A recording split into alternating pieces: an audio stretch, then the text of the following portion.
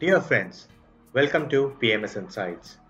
The last 3 months have been truly exceptional, where the investor sentiment has changed from panic and anguish as markets corrected almost 40% in a matter of few weeks to hope and optimism as markets moved up more than 30%, reacting to the global stimulus packages and flattening of the infection curve in many countries. While the Indian economy is gradually opening up, the number of COVID cases are still rising, though at a slower rate. A positive here is the high recovery rate witnessed amongst Indians and also the low mortality rate compared to the Western world. On 12th May, Honorable Prime Minister Narendra Modi has announced an economic package to the tune of 20 lakh crores, which is roughly 10% of the GDP.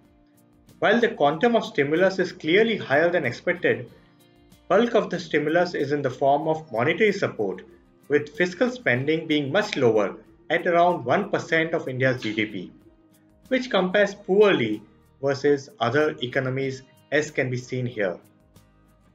While we note that the government has taken several steps to alleviate the near-term liquidity challenges, there is also a lack of meaningful stimulus to the demand side of the economy. What is more promising in the economic package from a structural standpoint is PM's focus on land and labor laws, which, if executed well, may provide a much needed impetus to India's manufacturing sector. Also, the key thrust now is on self-reliance and local manufacture. COVID has brought about a lot of changes in our daily lives, and we expect some of the changes to be structural.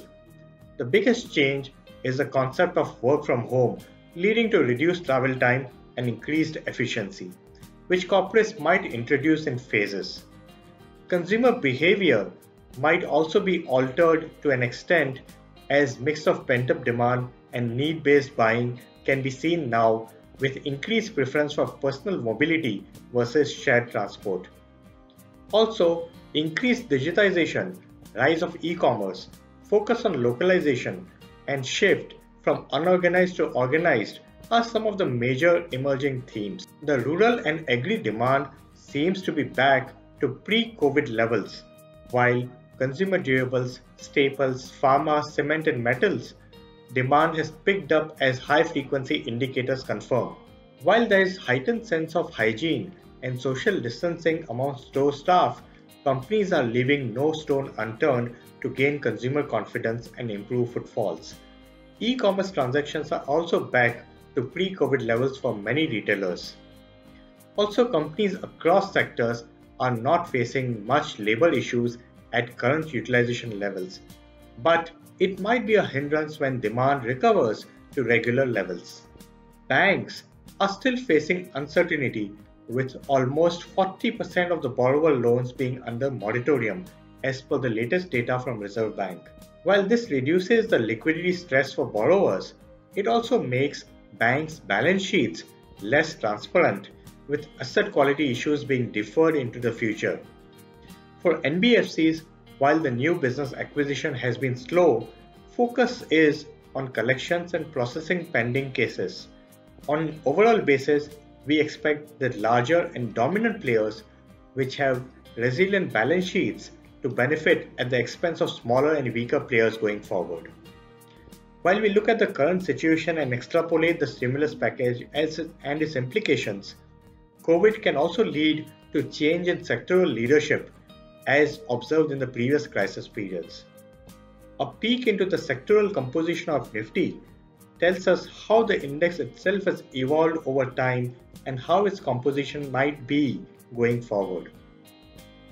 In early 2000s, the cyclicals constituted around 45% of the index weight, with oil and gas, metals and capital goods forming a major chunk of the index. The total financial sector weight was around 12%, with private banks forming less than 6% of the index weight. Post the global financial crisis, finance, consumer and IT sector weights have steadily increased. It's interesting to note that private banks and NBFC weights have increased at much faster pace than others. Going forward, we expect that healthcare and telecom sector weights could increase, while consumer, private banks, and IT services sector weights remaining similar in the Nifty index going ahead. Coming to the portfolio positioning, most of our portfolios are conservatively positioned with higher weights to sectors like telecom, pharmaceuticals, and consumption, while lower weights to cyclicals and leveraged companies.